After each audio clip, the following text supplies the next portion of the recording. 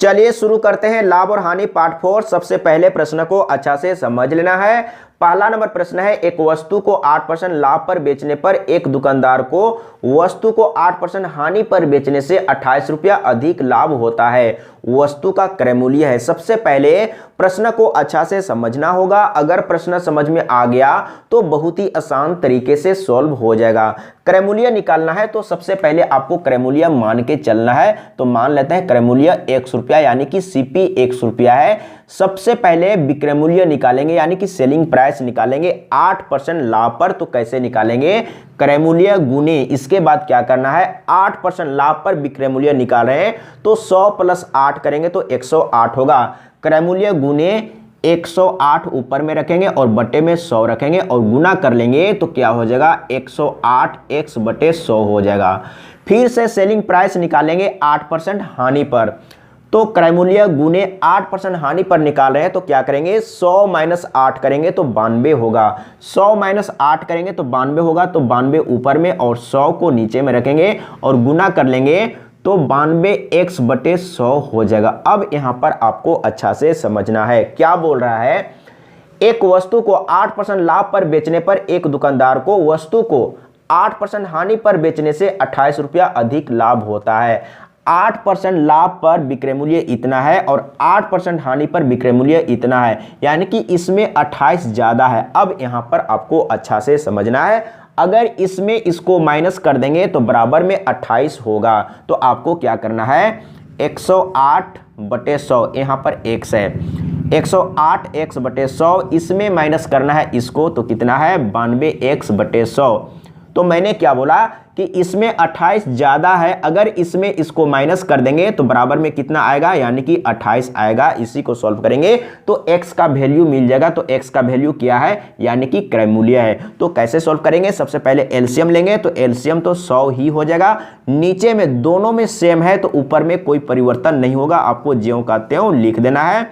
108x minus 92x हो जाएगा और इधर में क्या हो जाएगा, तो इधर में 28 है। अब यहां पर आपको घटा लेना है, 108 में 92 घटाएंगे, 108 में 92 घटाना है तो कितना हो जाएगा, यहां पर 6 और यहां पर 1 हो जाएगा, यानी कि 16। यहां पर कितना बच रहा है, 16x। इसको गुना कर देंगे तो इधर में कितना हो जाएगा, 28 गुने 100 हो जाएगा। अब काट लेते हैं तो सबसे पहले 4 से काटेंगे तो 4 चौके 16, 4 सत्ते 28, इसके बाद 4 से इसको काटेंगे तो 25 चौके 100 हो जाएगा। यहां पर x है तो x बराबर कितना हो जाएगा, 25 सत्ते कितना होगा, 25 अठे 200 होता है तो 25 सत्ते कितना होगा, यानी कि 175 होगा। तो देख लीजिए 175 इसका सही आंसर है। कहां पर है, यानी कि सी ऑप्शन सही है। अगला प्रश्न दूसरा नंबर। सबसे पहले प्रश्न को अच्छा से समझना है। अगर प्रश्न समझ में आ गया तो बहुत ही आसान तरीके से सॉल्व हो जाएगा।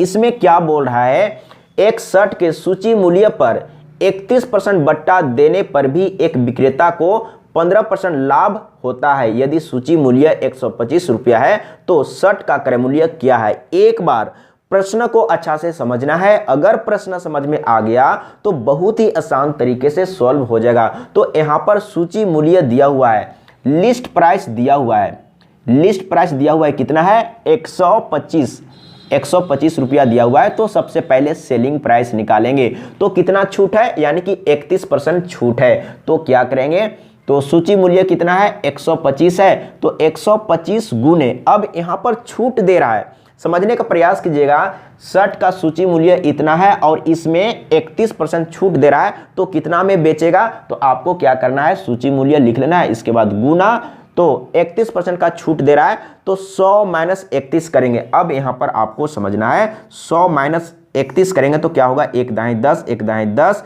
10 में 1 घटाएंगे तो यहां पर 9 होगा और यहां पर 9 है, 9 में 3 घटाएंगे तो 6, यानी कि इतना आ रहा है। तो आपको यहां पर 69 और बटे में 100 लेके चलना है। इसको इसी रूप में रहने देना है। अगर आप चाहेंगे, अगर इसको सिंपल करना चाहेंगे तो यहां पर पॉइंट दे दीजिए तो कितना हो जाएगा, 1.25 और गुने में इतना रहने देना है, यानी कि सेलिंग प्राइस इतना हो गया। अब आपको समझना है कि सेलिंग प्राइस इतना दिया हुआ है और आपको निकालना है क्रय मूल्य। तो क्रय मूल्य कैसे निकालते हैं, यानी कि सीपी आपको निकालना है।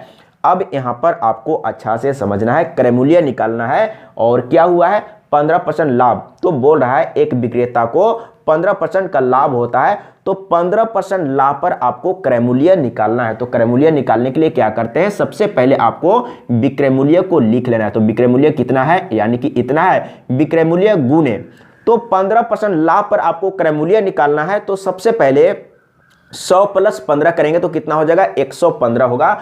तो 115 को बट्टे में रखेंगे। जब भी क्रय मूल्य निकालते हैं तो 100 को ऊपर में रखते हैं। तो कितना हुआ था, यानी कि 15% लाभ पर निकाल रहे हैं, तो 100 + 15, तो 115 को बट्टे में रखेंगे। इसी को सॉल्व करेंगे, आंसर आ जाएगा। तो सबसे पहले फिर से ये पॉइंट को हटा देंगे। अगर आप यहां पर पॉइंट नहीं भी देते, इसी रूप में रहने देते तो और भी आसान था। ये पॉइंट को हटाएंगे तो बट्टे में क्या हो जाएगा, 100 हो जाएगा।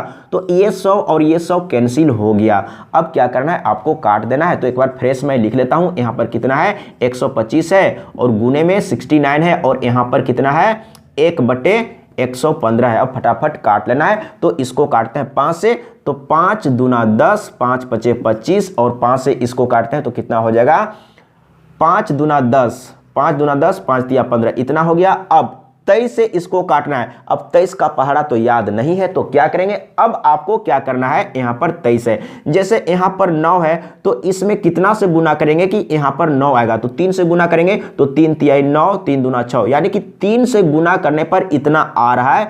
इसका मतलब क्या हुआ, अब यहां पर आपको समझना है, इसमें 3 से गुना किए तो इतना आ रहा है। इसका मतलब 3 से, यानी कि 23 से ये 3 बार में कट जाएगा। अब आपको क्या करना है, गुना कर देना है। तो 25 तिया 75, तो देख लीजिए इसका सही आंसर आ चुका है, यानी कि क्रय मूल्य कितना है, 75 रुपया है। तो सी ऑप्शन सही है। इस तरीके से आपको सॉल्व करना है। अगर एक बार अच्छा से सीख लेंगे, समझ लेंगे, तो फिर कभी कोई दिक्कत नहीं होगा। अगर बट्टा वाला वीडियो नहीं देखे होंगे तो बट्टा वाला वीडियो देख लीजिएगा, कॉन्सेप्ट क्लियर हो जाएगा।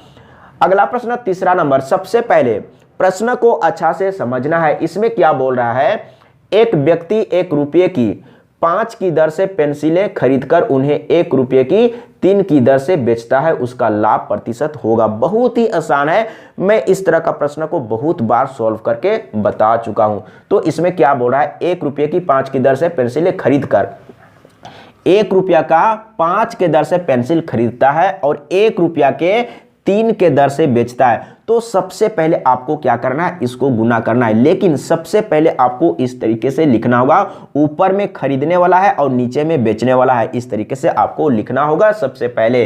तो इसको गुना करेंगे तो कितना हो गया, 5 एकम 5 हो गया, माइनस इसके बाद इसको गुना करेंगे तो 3 एकम 3, और इसी 3 एकम 3 को बट्टे में रखेंगे। तो यहां पर 3 है और गुने में 100 कर देंगे, आंसर आ जाएगा। देख लीजिए ऊपर में कितना आ रहा है, तो ऊपर में 2, तो गुना कर देंगे तो 200 हो जाएगा डायरेक्ट, और नीचे में कितना है, 3 है। अब आपको क्या करना है, तो 3 से काटना है, 3 छक 18, समझने का प्रयास कीजिएगा। 3 छक 18, फिर से 2 बच गया, फिर से 3 छक 18, 2 बच गया, तो 2 ऊपर में रहेगा और 3 नीचे में रहेगा, यानी कि इतना परसेंट देख लीजिए आंसर में होगा। लिखने में प्रॉब्लम होता है मोबाइल में, इसीलिए ऑप्शन यहां पर स्पष्ट दिखाई नहीं दे रहा है। लेकिन पहला नंबर ऑप्शन में क्या लिखा हुआ है, 66.2/3 लिखा हुआ है। तो पहला नंबर ऑप्शन सही है। अगला प्रश्न 4 नंबर। सबसे पहले प्रश्न को अच्छा से समझना है। अगर प्रश्न समझ में आ गया तो बहुत ही आसान तरीके से सॉल्व हो जाएगा। इसमें क्या बोल रहा है, अमित ने अंकित मूल्य से 10% की रियायत पर एक पुस्तक खरीदी। यदि अंकित मूल्य 600 रुपया था तो उसने कितना भुगतान किया, यानी कि कितना देना पड़ा। तो सबसे पहले आपको समझना है, अंकित मूल्य यानी कि लिस्ट प्राइस, क्या बोलते हैं, अंकित मूल्य को लिस्ट प्राइस कहते हैं। तो लिस्ट प्राइस कितना दिया हुआ है, 600 रुपया दिया हुआ है। तो सबसे पहले आपको सेलिंग प्राइस निकालना है। तो सेलिंग प्राइस निकालने के लिए क्या करते हैं, लिस्ट प्राइस गुने, अब आपको क्या करना है, 10% का रियायत मिल रहा है, यानी कि छूट मिल रहा है। तो आपको क्या करना है, 100 - 10 करना है, तो 90 होगा। 90 को ऊपर में रखेंगे और 100 को नीचे में रखेंगे। इसी को सॉल्व करेंगे तो आपको सेलिंग प्राइस मिल जाएगा, 9 छक 54। अब यहां पर कितना हो गया, 9 छक 54 और एक 0 बैठा दिए, यानी कि इतना रुपया विक्रय मूल्य है। यानी कि बेचने वाला के लिए ये विक्रय मूल्य है, लेकिन खरीदने वाला के लिए क्या है, क्रय मूल्य है। अब यहां पर आपको समझना है, बेचने वाला के लिए ये क्या है, विक्रय मूल्य है, लेकिन खरीदने वाला के लिए क्रय मूल्य है। तो इसमें क्या बोल रहा था, पुस्तक खरीदी, यदि अंकित मूल्य 600 रुपया था तो उसने कितना भुगतान किया, यानी कि खरीदने के लिए कितना भुगतान किया, कितना देना पड़ा, तो इतना देना पड़ा। देख लीजिए कहां पर है, यानी कि सी ऑप्शन सही है। एक बार अच्छा से सीखना होगा, समझना होगा। अगला प्रश्न 5 नंबर, सबसे पहले प्रश्न को अच्छा से समझना है। इसमें क्या बोल रहा है, एक दुकानदार ने कुछ वस्तुएं प्रत्येक वस्तु 35 रुपया की दर से बेची थी और 40% लाभ कमाया था। प्रत्येक वस्तु किस कीमत पर बेची जानी चाहिए थी जिससे 60% लाभ कमाया होता। बहुत ही आसान है, एक बार अच्छा से समझना है।